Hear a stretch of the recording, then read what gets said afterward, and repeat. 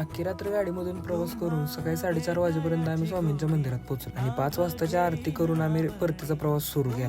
रात्रभर उत्साहात असलेलं कार्यकर्ता आता गाडीत टॅड्याव झालेला, पण आमच्या सोनूला आता एक नवीन मंदिर सुचलेलं. चला म्हटलं बघूया, जाता जाता एक्सप्लोर करूया नवीन काहीतरी. आणि मॅप लावून अखेर आम्ही त्या मंदिरापाशी पोहोचलो. तर हे होतं श्री वीर तपस्वी चन्नावीर शिवचार्य मठ. या मंदिराचं सर्वात मोठं आकर्षण म्हणजे तब्बल 108 फूट उंच असलेलं प्रवेशद्वार, दगडी बांधकाम, शांत वातावरण आणि भव्य वास्तुकला. मंदिरात प्रवेश करताच वेगळीच पॉझिटिव्ह वाईब जाणवते. थोडंसं आत गेल्यावर तिथं गुरुकुल मधली मुलं प्रार्थना करत होती. हे बघून जरा जुने दिवस आठवलं.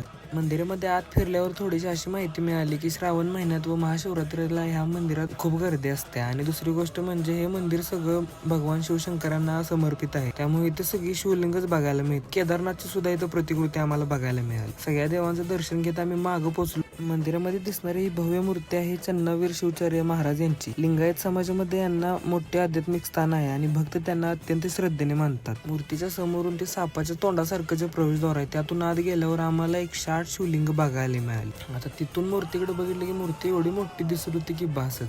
तिथून आम्ही आमचा पुढचा प्रवास चालू केला. आता हे उदय मजनू सारखा गॉगल घालून येऊन मिसळच्या गाड्यावर बसलेला आणि ह्याच्याकडे बघून मिसळ पण दिली नाही आम्हाला. नंतर आम्ही पोहोचलो तुळजाभवानीच्या मंदिरात. आता आम्हाला वाटलं इथं सोपं दर्शन असेल, पण इथं सहज पाणी जरी कुठं प्यायला विचारायला गेलो तर 500 रुपये मागत होते. एवढी बेकार अवस्था या मंदिरात होती. पुजारी म्हणजे नुसती लुटायलाच बसली या मंदिरात. आपल्याला अजिबात नाही पटलं.